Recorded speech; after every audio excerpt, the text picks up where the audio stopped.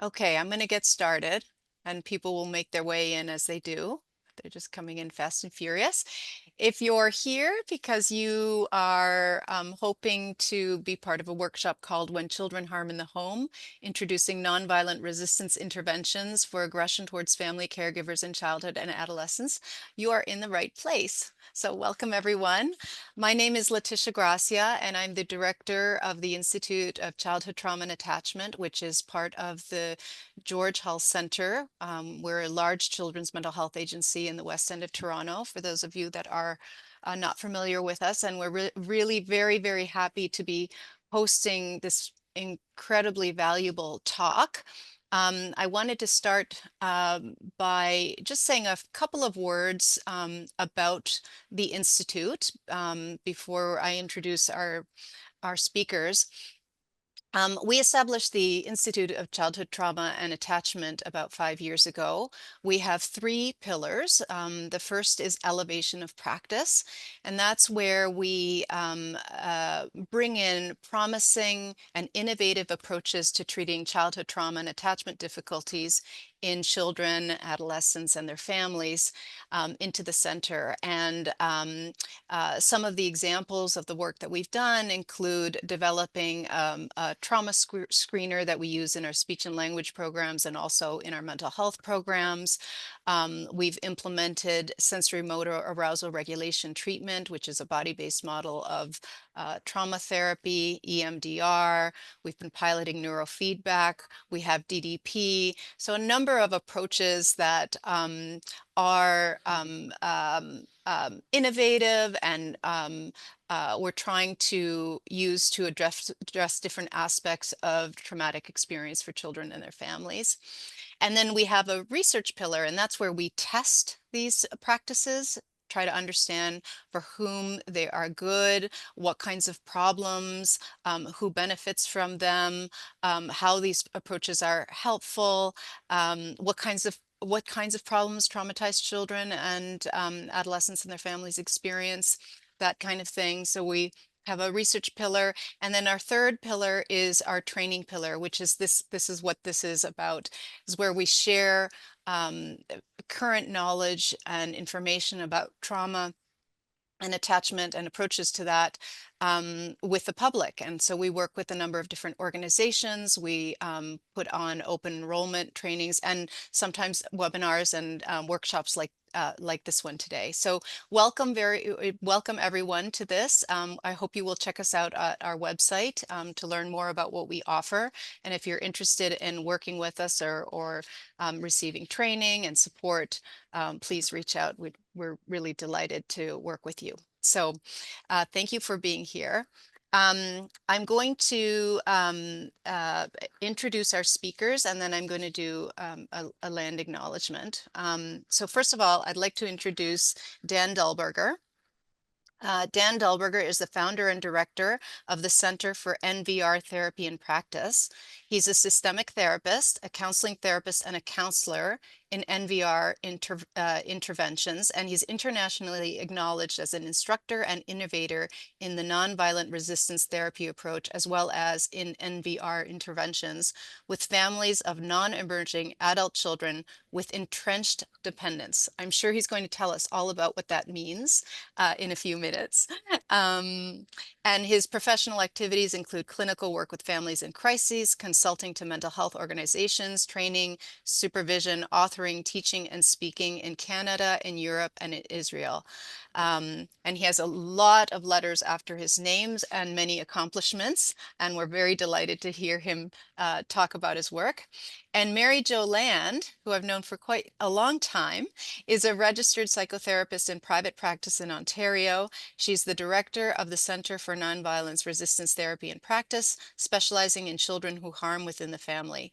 Mary Jo also specializes in developmental trauma and ameliorating its effects on attachment, bonding, and family relationships. She is a member of the National Consortium on Aggression Towards Family, Caregivers in Childhood and Adolescence, and an educator for the Association for Training on Trauma and Attachment in Children.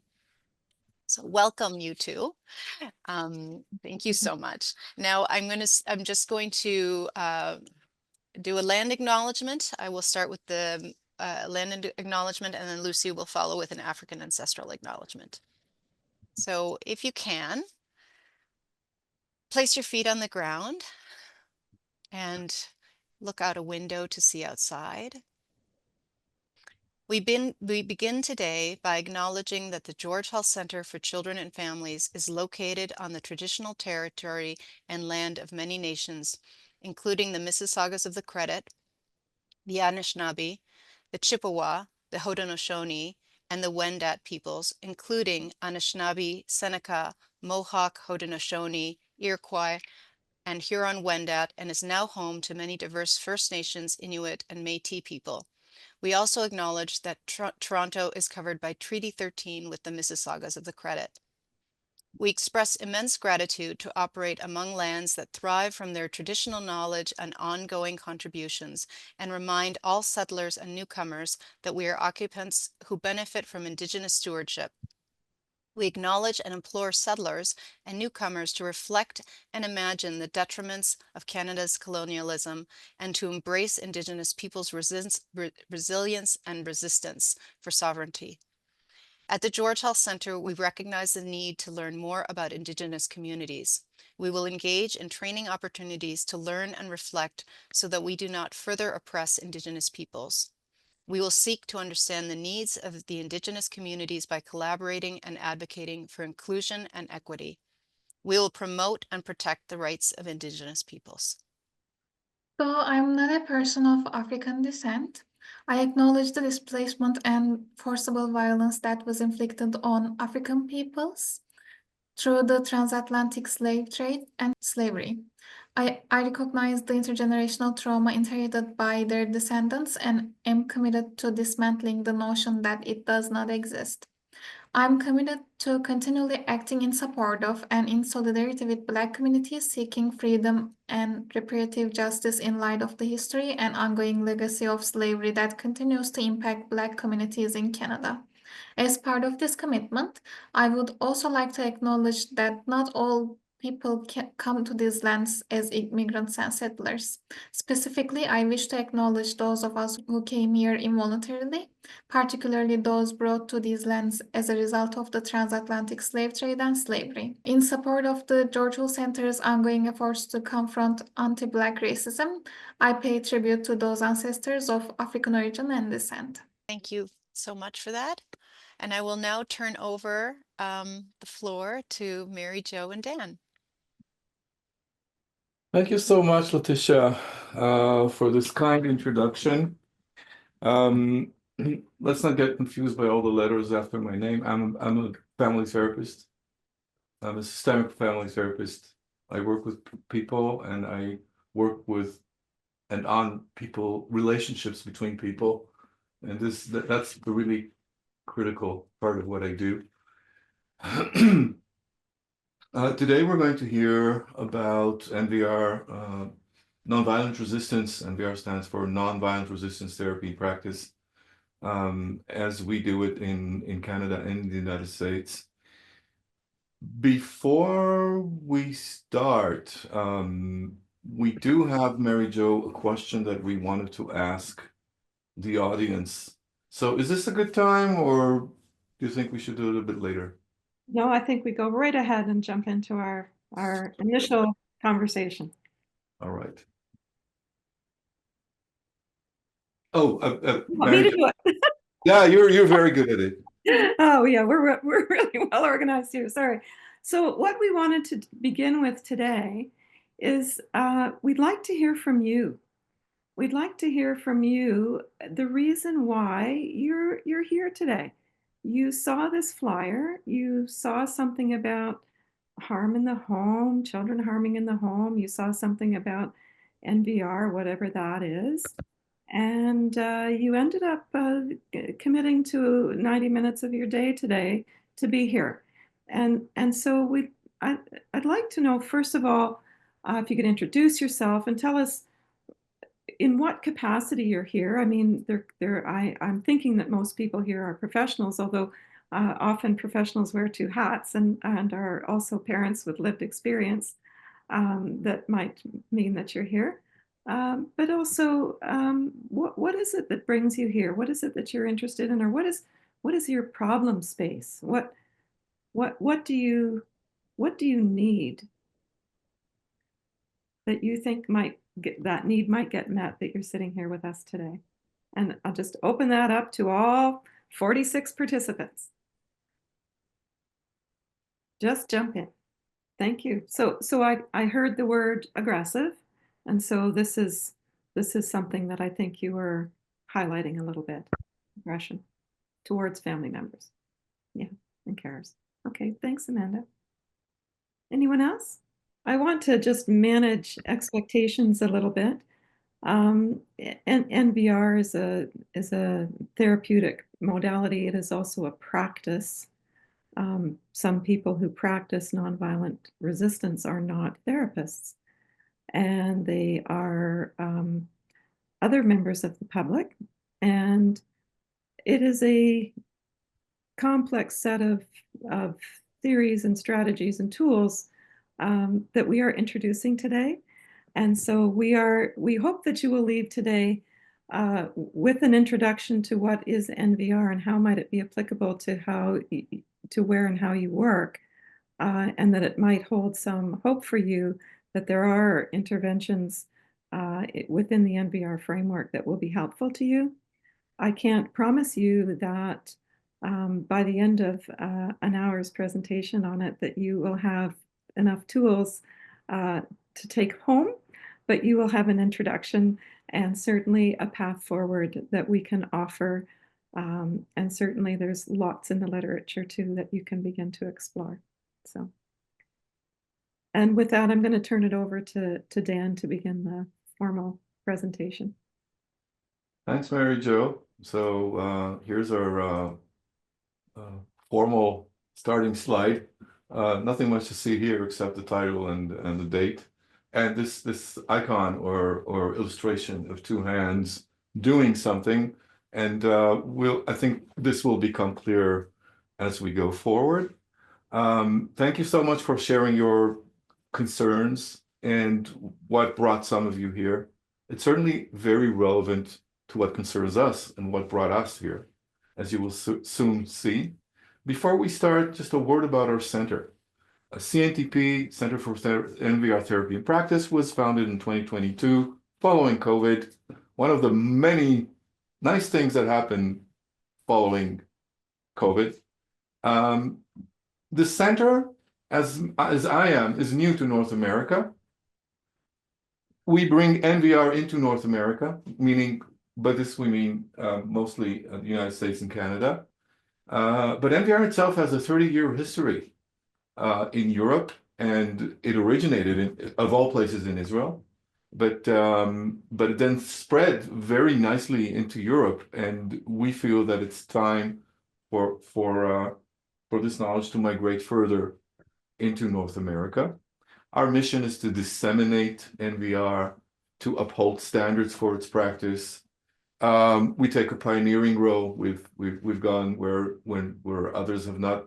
We're the first to try to do this in North America, so it's kind of a responsibility. And just two of our ongoing projects is our community of practice, to which all of you are invited.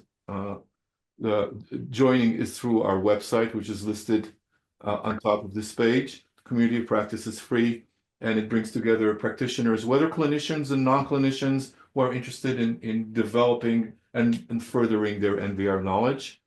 We also have a conference in September 2025, an online conference. You can find details about the conference on our website as well. So just a very brief word about who we are. And I would like now to say something that might help you locate NVR in relation to all of your various practices. I heard several expressions here, such as intake coordinator, or I'm not sure how you call it, but something like a home work, or someone who does their work in family homes. How does NVR come into this? Let's start by a very intuitive sense of the problem at hand. The problem we're talking about is the crisis NVR addresses is when parents and parental caregiving reaches a point where it can go no further. It can be of no avail. It cannot effectively address children's concerns, children's distress, and harm the children cause to themselves and others. It is this point where NVR wishes to assist or offers its assistance. And to say it maybe just a little more professionally, in relation to maybe what other disciplines do, we would say that NVR work with parents complements diagnosis-based child-centered clinical work with a transdiagnostic parent empowerment approach.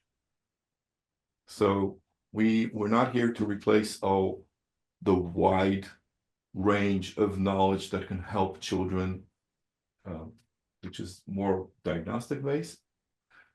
We are here to complement it with the knowledge and empowerment we bring to parents to deal with this crisis of care. Now, why are parents so important to our practice? We believe parents are important primarily because they are people.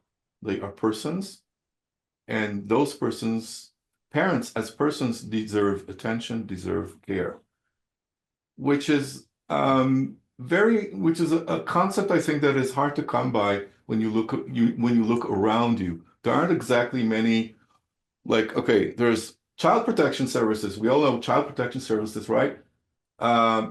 We don't really have parent protection services. We do have parent respite and services like that, but an approach that can address parents as persons is, we believe, important. In addition, on top of that, parents are the single most influential or important factor for their children's well-being. So parents who are more empowered, more knowledgeable, and have more agency are certainly better for their children. There's another, I mentioned before the term transdiagnostic. While children can harm themselves or others for many different reasons, and those many different reasons can sometimes be given names, diagnoses, labels, the way in which parents react to children's distress is, on the other hand, very standard, very uniform across the many different diagnoses. So you don't need a parent intervention for parents of a child with schizophrenia or with trauma. You do need to consider what the child brings, but working with parents can be very uniform, and that can be very cost effective because you don't need to specialize it too much. And another reason why parents are important is because when you have helpless parenting, you ultimately get helpless systems and institutions around the parent. It doesn't stop at the parent. When parents don't know what to do, it's not as if there are other agencies, institutions, and social agencies that can replace them or figure it out for them. So this is another reason why we need to be there for them. In our talk today, we will try to cover 3 parts. We'd like to talk about how we see NVR's problem space, what it is that we're addressing.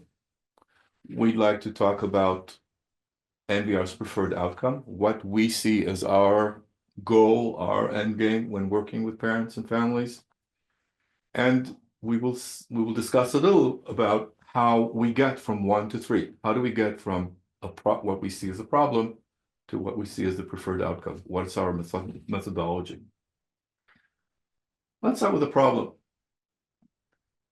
First thing I'd like to say about the problem is, I didn't coin this. This was said before me. The problem is the problem. If you want to start understanding the problem we're dealing with, let's think a little about how that problem is formulated. Parents who come to us with their helplessness, with their not knowing what to do, bring with them a very specific definition of the problem. And the definition of the problem is the one they got from their wider clinical environment. So a parent comes to us saying, my kid has anxiety. My kid has ADD. My kid is neurodiverse. My kid has ODD. And the very first thing we do when parents tell us their problem, okay, my problem is with the kid, is translate the way they perceive their problem into another language, into another sphere of experience, which is more intimate, we think, to them. And this sphere has expressions such as these. So the problem we are addressing directly is not the anxiety, ADD, aggression, school refusal, neurodiversity, et cetera, but rather the parental experience that results from daily coping with these problems. And what you see in those red clouds are what we consider as parents' problems, as what really impedes them and depresses them. The guilt, the loss, the perception of the parental role, the confusion over what to do, the shame they experience, and the secrecy they maintain. The sense that sometimes they over-identify with the child, but it doesn't really help. The social isolation, their own fear, anxiety, and their own trauma from dealing with children's harmful behaviors again and again. That is the problem as we see it, and the problem which we address. And ultimately, we can even go another one level higher towards conceptualizing our problem. And we found a name for it. And the name is what we call erasure. It's when the sum total of all of the parental stresses parents are experiencing when dealing with children's problems builds up and converges into a sense that I no longer matter, that I have lost my way, that I don't know what to do. This is what we call erasure, and we have a definition for it. Erasure, parental erasure, we define parental erasure as the sense that I no longer matter to my child. Another way of saying it, or ways we've heard it from parents and other clinicians, is I feel unparented, I feel transparent, or I feel collapsed. Parents who are in a state of erasure have certain recurring characteristics. You can see that. They minimize the child's aggression. You know, it's not too bad. Well, she isn't really aggressive. Last time she hit me was a month ago, and now she just curses me. Okay. Parents who feel they no longer matter talk a lot to their children. And the more they talk, the less they matter. Some of them stop talking altogether, but that doesn't help either. Parents experiencing parental erasure suffer from social isolation because they feel ashamed and they share less and less of their helplessness with others, which makes them even more vulnerable to experiencing children's harm or more vulnerable to their children's self-harm. There are several other characteristics I think you will recognize, such as loss of contact with your value system. You grow up in a certain way. You do have some perception and beliefs about about the job you're here to do as a parent, but you're unable to do it. So this gap is very frustrating and depressing even. So we said something about the problem that NVR addresses, and I just want to say one more little thing about whose problem this really is. Yes, it's the parents. Parents suffer from it. Parents wake up every day into it. But when you think about it again, in any home where there is chronic distress, strife, and helplessness between parents and a child, with time, this helplessness spreads to other parts of the social ecosystem that's connected to the family. And over time, this helplessness creates silos, barriers, and a general weakening of the agency of the entire social ecosystem to help the family, to help the child, and to help the parents. Where there are helpless parents, ultimately, we will find helpless siblings, helpless extended family members, and helpless agencies, whether schools, emergency rooms, child protection services, etc.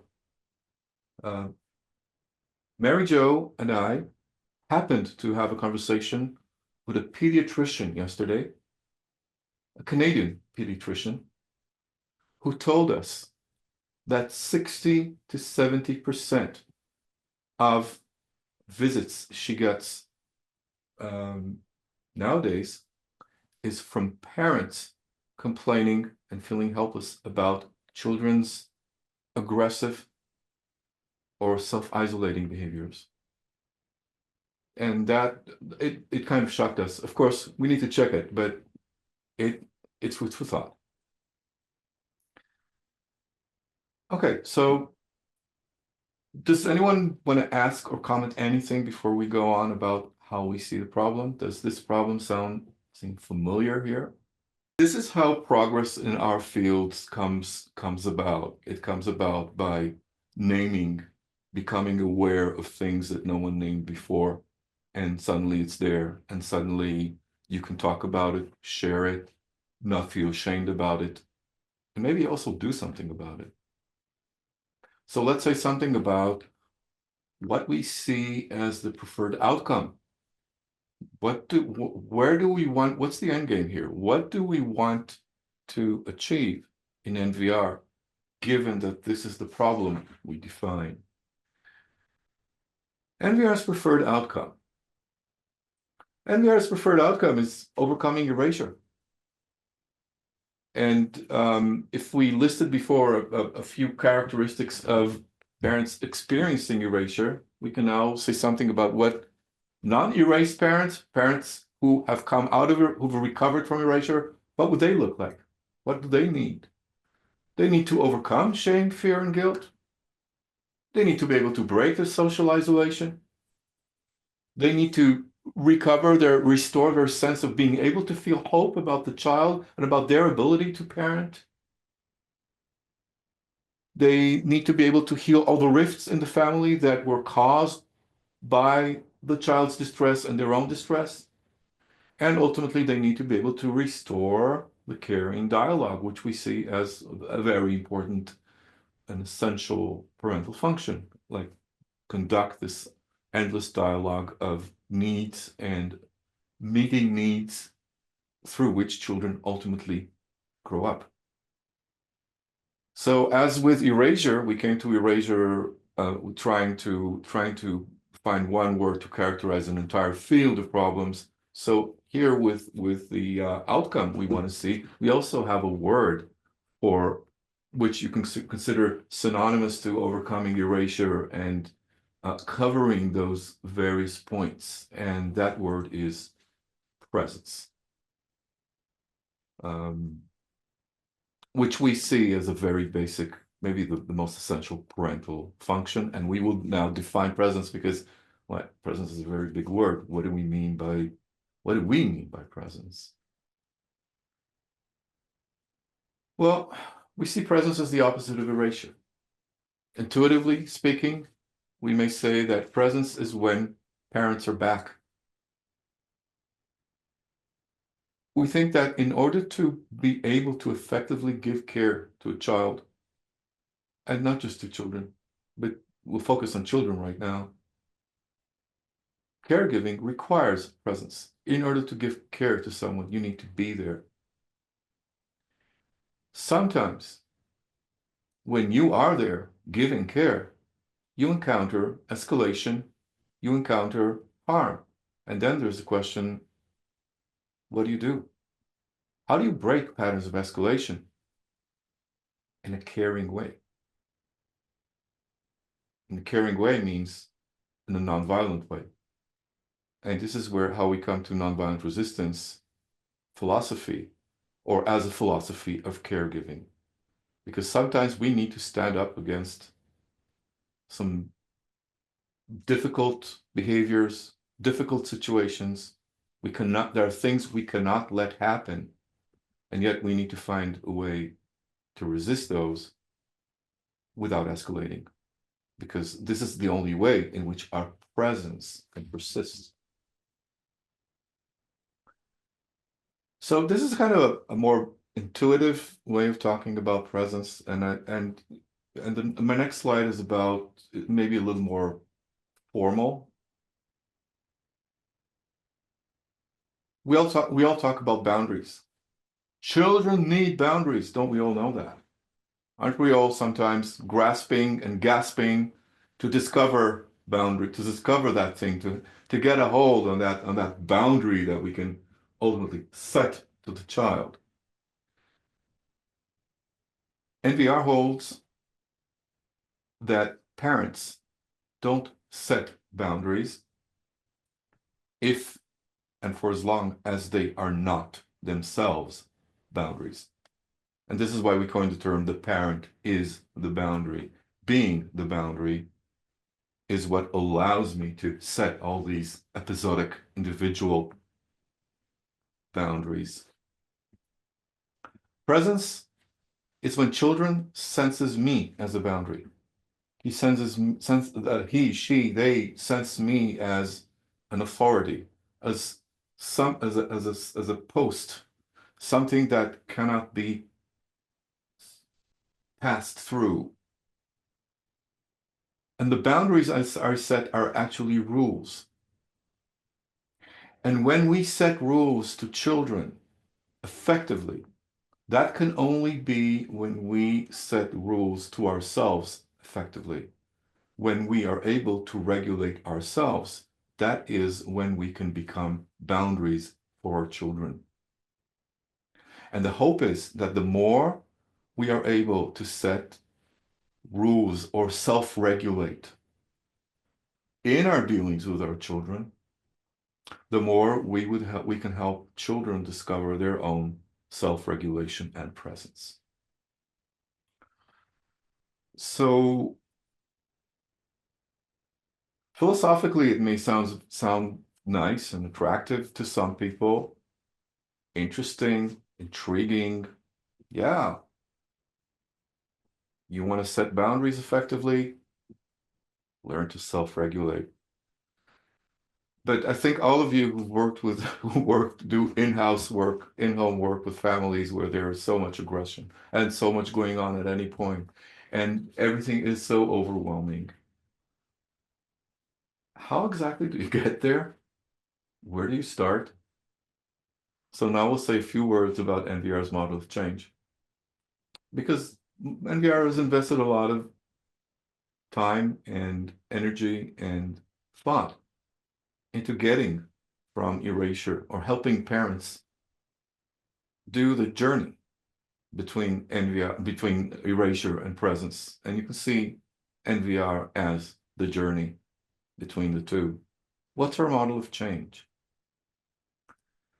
I'll say a word about the principle. The question we're trying to resolve here is how to uphold caregiving facing harmful behaviors.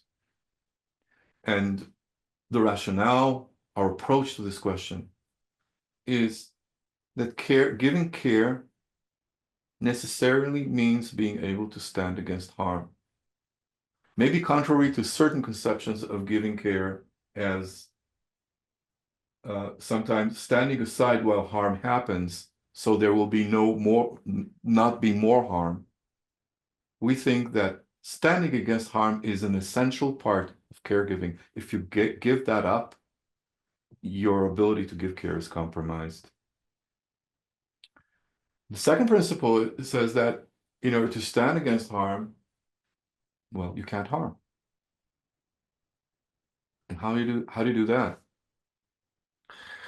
You do that by standing against harm non-violently, by resisting harm non-violently.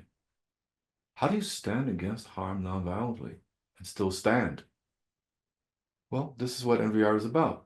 NVR is a way to uphold caregiving by non-violently standing against harm collectively, together, as a group, as a family, an extended family, a collaboration between family and school, family and hospital, family and clinic.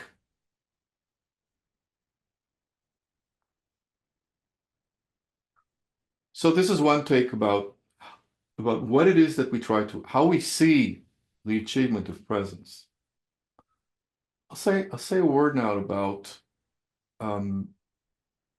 erasure, about the way we see erasure or how erasure comes about. Because this theory about how erasure comes about is very related to the way we approach erasure. A key concept here is escalation. We see escalation as the engine of parental erasure. How erasure comes about? It comes about over time and over many, many, many escalating struggles that are never resolved except by meltdown or by submission. So there are many episodes of escalation. In any given distressed family's life over a month or two, we will be getting those phone calls, those peak stress where there's been a blow up, there has been an argument, there's been an altercation because parents and children escalated, or because, and there are several kinds of escalation. There's symmetric escalation. Symmetric, we'll go into that later. In any case, over time and over those episodes, parents' ability to maintain their agency, to maintain their authority, to navigate the family ship deteriorates and gets compromised.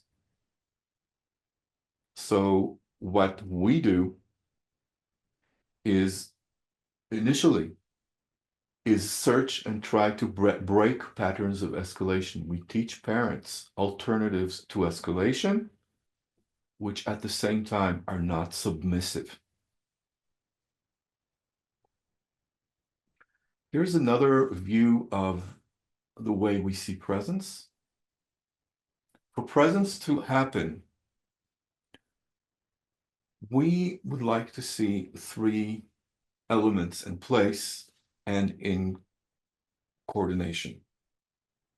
We'd like parents to recover their ability to resist harm, and that can be done unilaterally. So my commitment to resist a child's harm is not by contract. It's not a mutual agreement. Parents come to us when mutual agreements no longer work. It's a unilateral action of resisting, of sometimes protesting, of sometimes disobeying child regimes. Some children, they set up a whole regime at home. It's like, they set the boundaries, they set the rules. How do we get back? How do we recover our ability to be the ones setting the rules? Resistance, coupled, combined, and mixed with care, care as in our ability to self-regulate as we resist, in our ability, in our knowledge, and learning how to de-escalate or non-escalate and defer responses, and find opportunities for reconciliation and healing. And the third pillar is community. Resistance and combined with care need to be done together. Together as in mom and dad together, as the extended family together, the extended family and other institutions together. So we learn how to mobilize support, how to augment the family's support resources and power, and also manage this support on an ongoing basis. Here's another take on the various transitions we try to affect between erasure and presence. We try to help parents go from disempowerment to empowerment, from submission to child demands, to resistance and nonviolent disobedience, from escalation to self-regulation, from trying to control the child, trying to get the child somewhere, get her to open her eyes, get him to go to school, get them to take their medications, get them to see where they are and ask for help. We learn how to take 2 steps back. We renounce that, we give that up for now, and we turn to how do we control ourselves? What can we really control in ourselves and in our child's life? We understand ourselves as the medium of change, and at the same time as what needs to change, rather than trying to change the child. We try to move from fusion to differentiation, fusing with the child, confusing between the child problem and my problem. And of course, we strive to move from rupture to repair of relationships, and from social isolation to connectedness. All right, I think it's time to introduce to you the actual process through which we work with families to achieve those transitions. And we developed a model, a 7-step process that we use to work with families. The process itself is linear, it's formulated in a linear way, but of course life is non-linear, so sometimes we can jump from step 1 to step 6, go back to 3. But still, it's a very useful tool to learn how to do it. And I think at any given point, we are able to use it to discover where we are in the process in a given case. And I'll introduce it to you briefly. The title of the slide says NVR Cold Iron Process Model, because actually we use 2 parallel processes, and I'm showing you now the first one. The first one is the long-term process. Long-term, by long-term, I mean weeks and months. We don't see ourselves working for years or doing NVR interventions for years, although interventions may repeat themselves over time.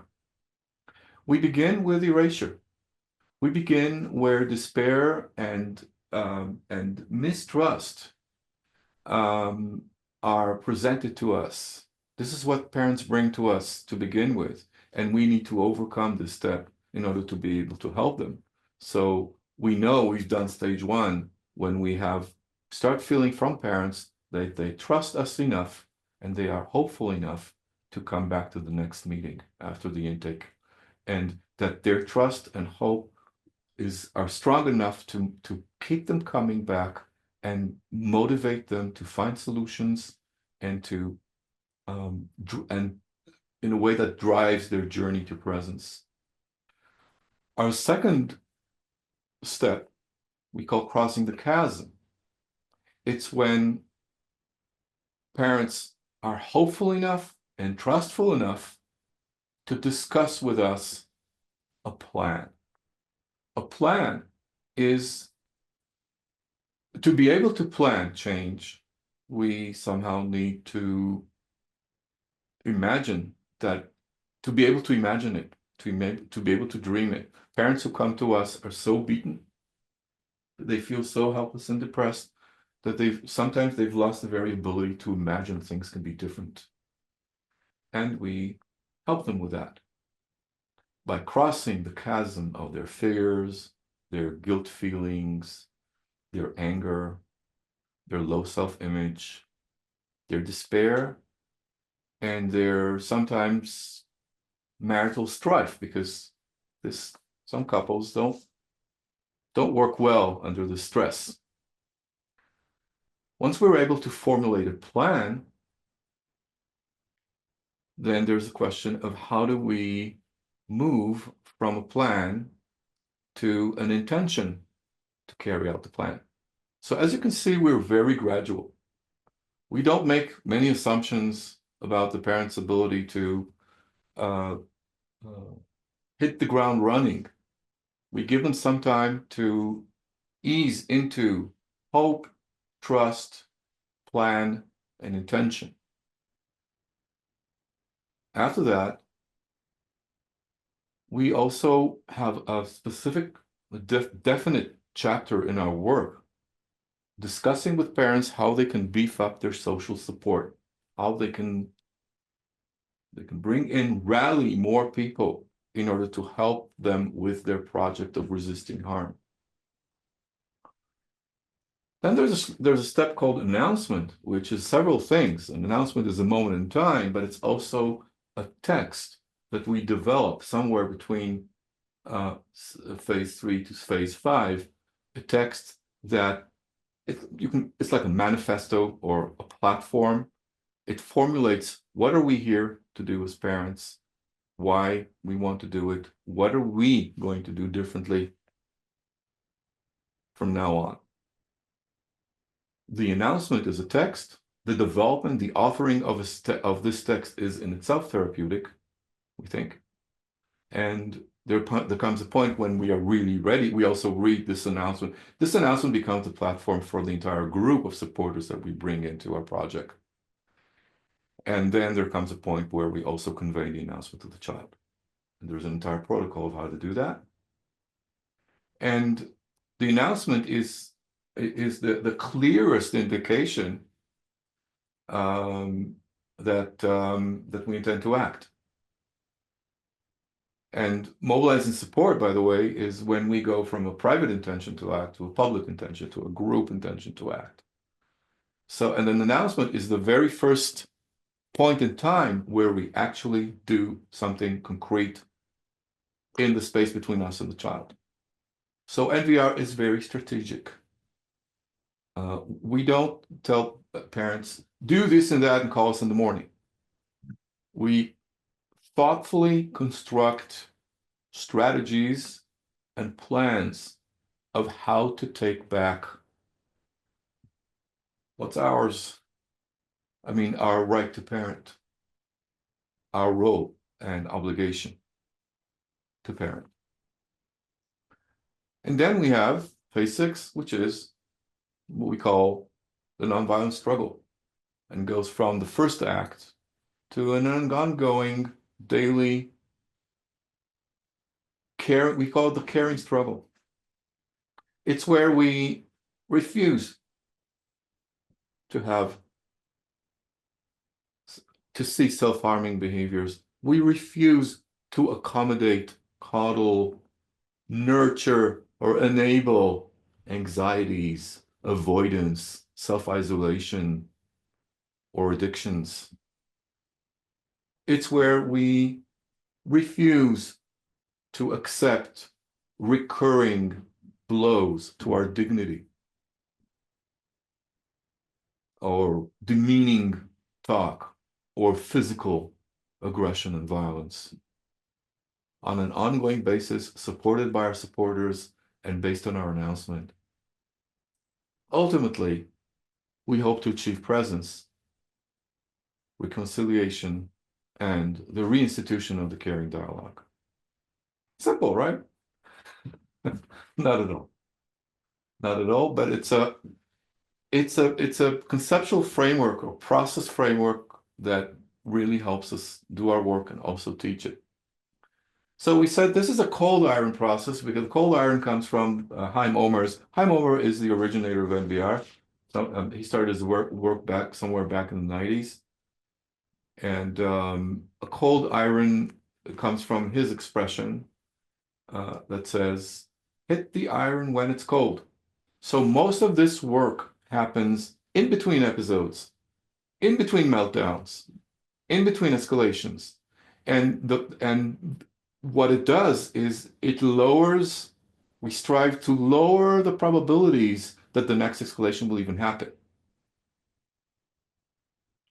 We also have a process called hot iron change. It's this little eye-like shape here. Hot iron work is what we learn and teach parents to do when things are hot, when things are happening. Because parents still need a toolbox and ways of dealing with immediate threatening crisis and threats to their safety and the family's home safety, child's own safety. So we have a toolbox for that as well. So if you like, our intervention is composed of a long-term move from erasure to presence and an ongoing hot iron or hot moment work that deals with the peaks. How much time do we still have? We're doing quite well. It's we have another half an hour left. Great. So I'll be very brief so we can get to the questions. What we shared with you today is the principles of NVR. Those principles are very wide, and they have formed the basis and inspiration for actually many interventions, a whole family of interventions. And this slide shows you the various areas and aspects where NVR principles have been applied over the past 30 years to deal or to help parents deal with problems. And as you can see, it's you can classify it by child problem domain, by institutional setting, by age group, by specific problem, or by discipline.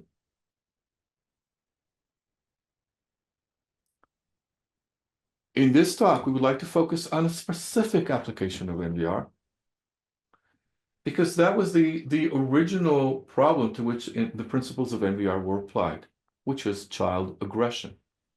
And this application, very fortunately, in 2020, 2021, started coinciding with another development in Canada, which is the foundation of the Consortium for Aggression towards Families and Caregivers in Childhood and Adolescence. And I'd like to ask Mary Jo to say a word about that. So I would just draw your attention to the National Canadian Consortium, or the Canadian National Consortium on Aggression towards Family Caregivers in Childhood and Adolescence.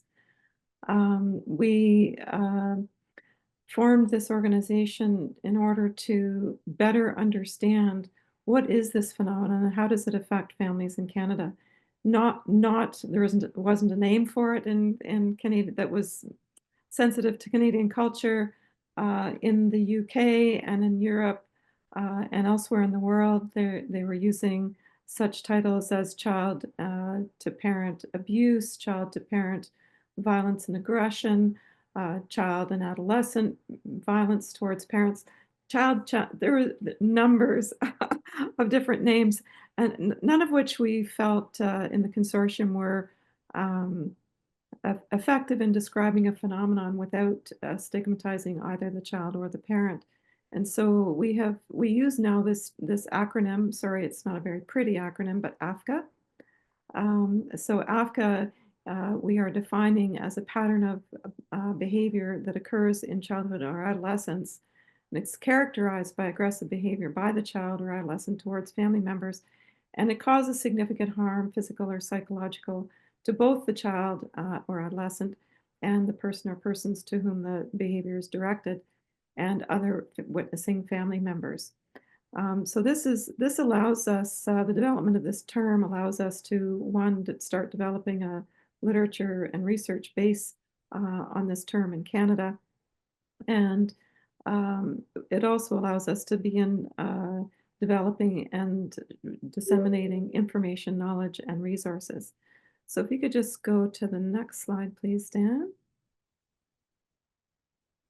So the main key findings from the consortium can be found at this website here that I have down below. If you basically Google www.afca, it'll come up. And lots of the report, the whole report that is there, the summary report of the work of the consortium is there. But I'd like to share with you a couple of really important findings from the consortium's survey and qualitative research with parents and youth with lived experience of AFCA. So that is parents who have or had youth in their home, their own children, or foster biological, adoptive, kinship care children in their homes, and also the youth who expressed AFCA to their families as when they were younger. And the two key findings that I just want to point out here are one is that the youth suggest that because of childhood trauma and often because of attachment disruptions and attachment traumas, that perhaps we need to consider that AFCA is a normal behavior. The rate at which it occurs is so high and so frequent, and it is so common in children who have developmental trauma and or have experienced many attachment disruptions that perhaps it needs not be pathologized, but perhaps it needs to be seen as a normal behavior to the experiences. And the second finding is when asked about why express yourself with aggression towards your family or caregivers, the answer was twofold. One, problems with self-regulation. So we need help with self-regulation. And two, that it is a form of communication and that we need assistance to express what we need to express in ways other than with our aggression. So I give you those little tidbits in order to tempt you to go to this website and look at the AFCA report from the consortium. There's a summary report if you want to read quickly, but there are also many tools there that you can share with parents.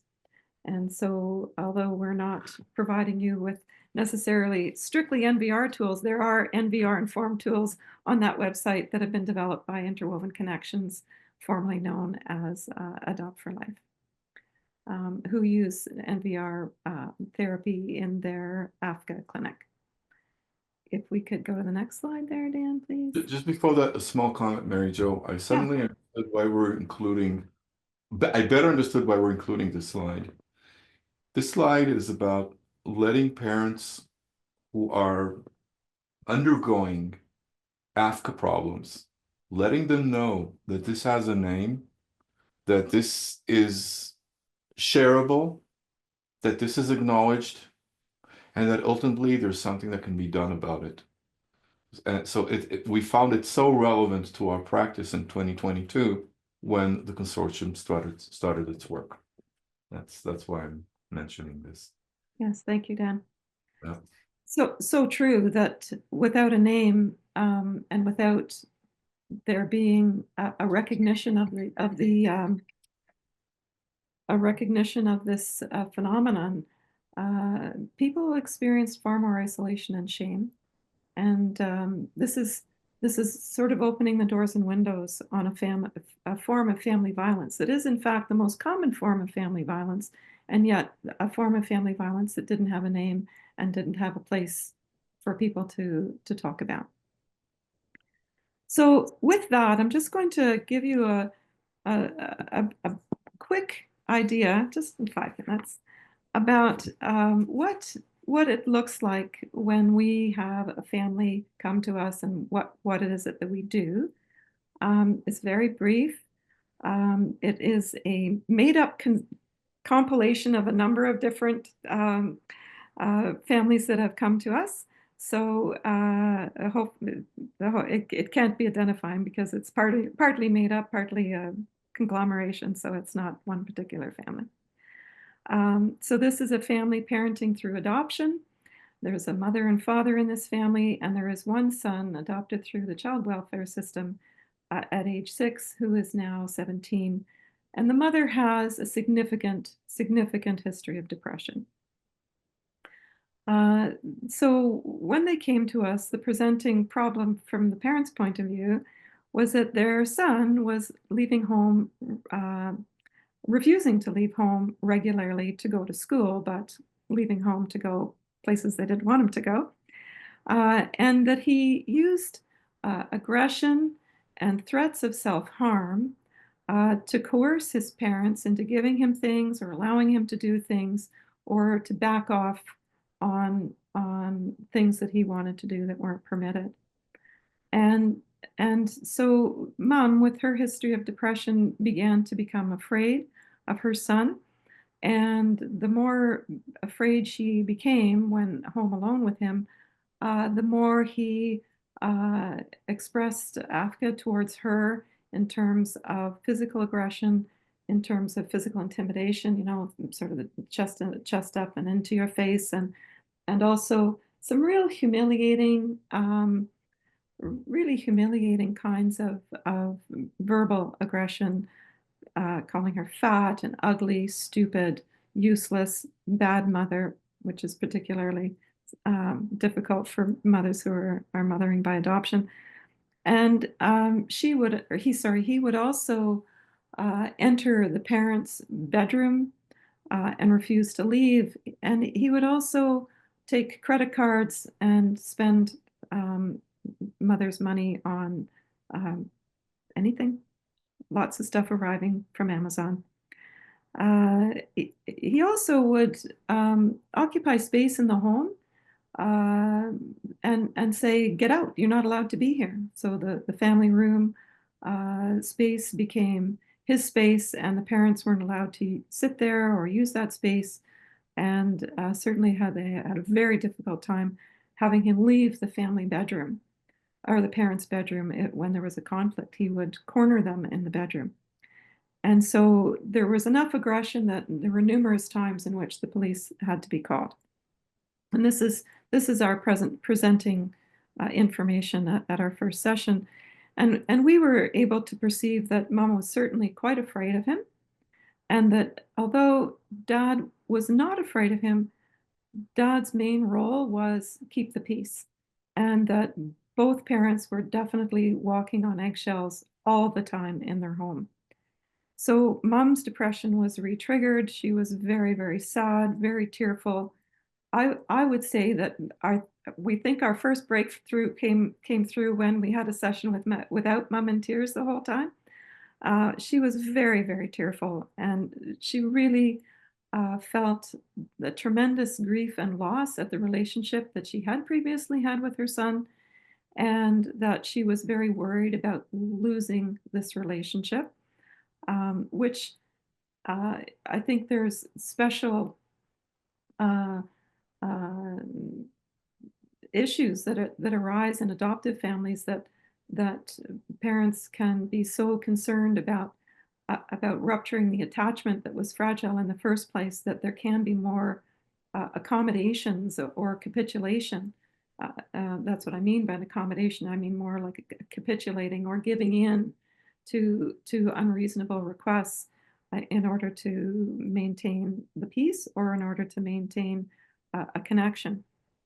And so as we began the NVR work with this family, it took about 3 months to go, as you recall in the 7 stages, to go from despair through the point where we got to mobilizing support.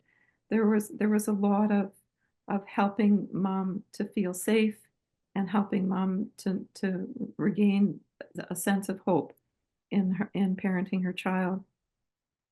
We also spent some amount of time doing hot iron work because of the escalations, and that was very helpful. We had to engage the supporters group fairly early on because of the escalations and the danger and the frequency at which the police were being called.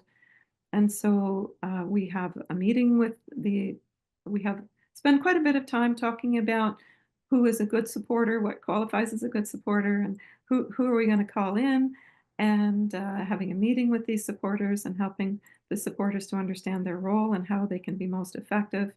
And so very quickly, supporters were being engaged when there was a violent escalation in the home. Very fortunately, 2 sets of aunts and uncles lived within a very short driving distance to this home.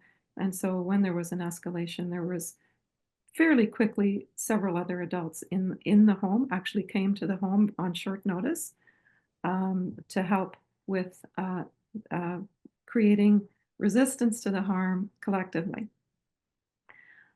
We also, at this time, made ourselves available, and we did take some calls that were to help guide the initial process of having the supporters come in, because everyone felt a little bit edgy about it.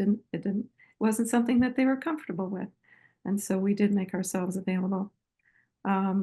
We helped the parents with authoring their announcement, which is a very engaged process of helping the parents psychologically move from "I want you to stop doing whatever" to their child to "this is what we are going to do." This process of writing this announcement, which I almost prefer to think of it as the parent's manifesto of "this is how I'm going to move forward in parenting our child. This is how we are going to move forward with our supporters that we will not accept. You know, we love you, we care about you, this is the way we want our family to be, and we will not accept this harmful behavior." And delineating just 2 or 3 harmful behaviors, not all of them, by no means, not all of them. We are going to specifically target just 2 or 3 particular behaviors. And then in this family, it was aggression towards mom and the verbal, humiliating, dehumanizing, degrading kinds of comments that he was making to her. And so with the announcement and with the supporters' presence, the outcome was that aggression tailed off quite rapidly. The son began to go to school again. The limits and boundaries that we encouraged parents to fearlessly set, like, no, you cannot have the password to our phone or our computer. No, you may not text me more than 3 times in a row if I do not answer. I will tell you that I will answer. I will tell you the time that I will answer, but I will not be responding to 50 or 60 texts while I'm out on the golf course. And so within a few months, the son had stopped the aggression, had sought his own mental health therapy, and had secretly applied to college and got into college.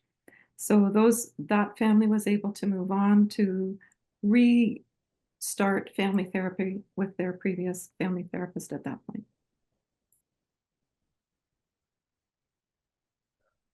And that whole process took just under a year. Thank you, Mary Jo, for the case example. I'd like to say just a few more words before we turn to the questions. NVR we teach NVR courses, and we provide a full path from foundations to certification in NVR. Foundations of NVR course is 3 consecutive days times 6 hours per day, plus a 4th reflective practice day. Our advanced course is 12 consecutive weeks times 3.5-hour meetings weekly. And then there's certification. We offer certification for clinicians, and we also have a special path or certification path for non-clinicians, for people who either, for practitioners who work with clinicians or for practitioners who do not work under clinical supervision, because NVR is a very diverse practice. We also have a variety of master classes that are not related to our certification path, and they can all be seen on our website.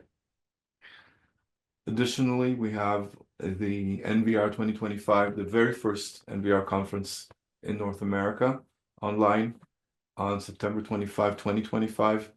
Registration starts in January 4th. There's some early bird rates. And just for your information, you can find more on our website. Having said that, I'd be very happy to invite you to comment, ask your questions.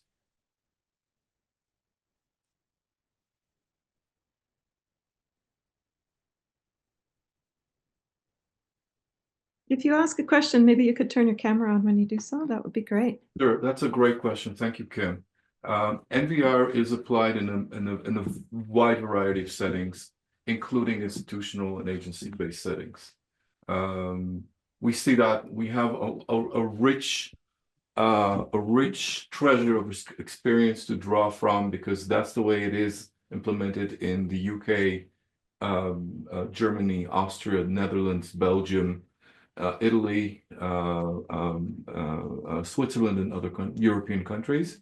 It's implemented in residential organizations, in clinics, in psychiatric hospitals. So as for implementation, this is not a private practice thing. It can be. I practice privately, but that's me. We work with a lot of institutions, and we teach institutions and agencies. As for income, NVR, we discovered, is applicable to the entire spectrum, I would say, ranging between multi-billion-dollar families with problems and families that are struggling for daily survival. So-called multi-stress families, multi-generational stress and trauma. NVR has been implemented in all those settings and ranges. And we're now trying to bring this experience to North America, and of course adapt it culturally. But the answer is yes.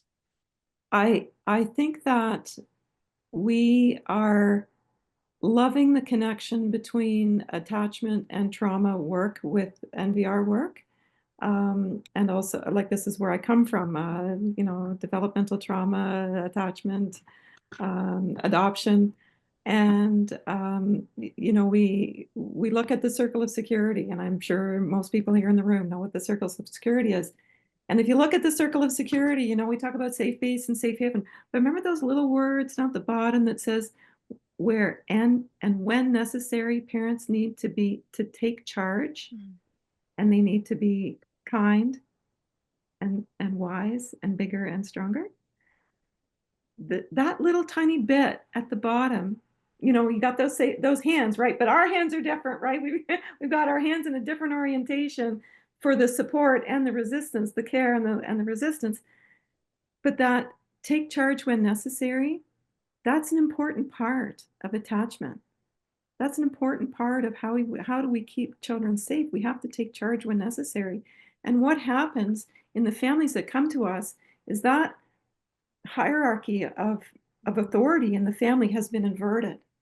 So instead of parents, there being a parental hierarchy of authority, the parents have authority in the family. Parents are able to take charge when necessary. It's been inverted, and in fact, the child has more power in the family than the parents do. And so the NVR process reestablishes that parental hierarchical line of authority, and parents become able to take charge when necessary. And so for me, that's a very cool part of connecting this to attachment. The other very interesting piece is when you think about the polyvagal theory, and you think about Ogden, Minton, and Payne's window of tolerance based on Stephen Porges' polyvagal theory. We think about how we usually talk about how when we are in the window, we are able to use social engagement, right? That's how we normally think. We got to get back into the window to allow the child to accept our co-regulation. Well, what we're doing is reversing that. We're bringing in the parents' social support and social engagement to get the parents back into the window of ventral vagal safety, so that the parents are able to offer ventral vagal signs of safety to their child, thereby through neuroception and all of the good stuff about polyvagal theory and that work, affect the child's ability to self-regulate. So rather than, it's just the opposite direction. Bring in the social support to allow that ventral vagal experience. Does that make sense? Yeah, it's fun stuff. I love that part of it.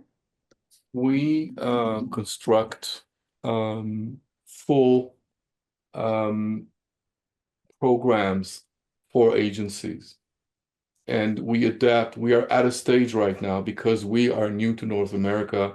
We don't come with an off-the-shelf package, but we are in a phase where we listen to agencies.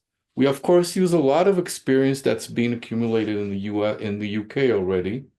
Person who brought NVR to the UK is one of our partners bringing NVR to the United States. So we have a lot of experience in operating in new environments and adapting the principles of NVR to the needs of teams working together.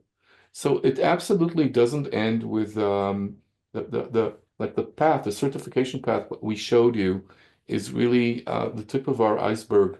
It's for private practitioners or agencies just interested in foundation level training. But as we like to say, our added value is by helping agencies and organizations adopt an NVR culture.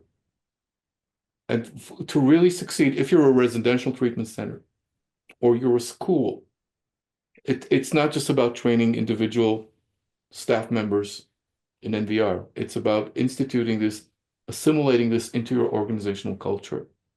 And we think this is the right way of doing it, and we're here to help.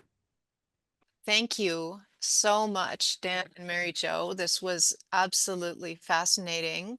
And I think, as several people said, really engaging and sparks all kinds of ideas about how we can help these very complex families that we have struggled with for so long.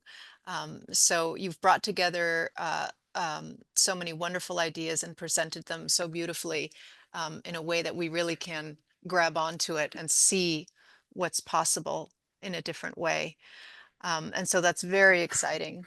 And thank you so much for sharing it with us. And I hope that some of you will decide to take this the next step and perhaps reach out to NVR and learn more about how you can and bring this to your work, because I think it is really valuable.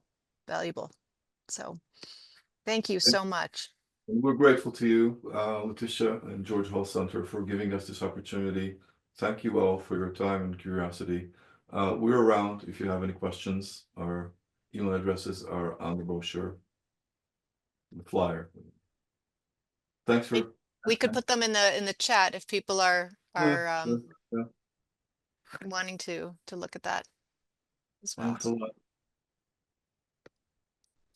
Easiest just to go to our website. Okay. nvrt.ca, nonviolentresistance therapy.ca for Canada. You'll catch us there. Lots of info.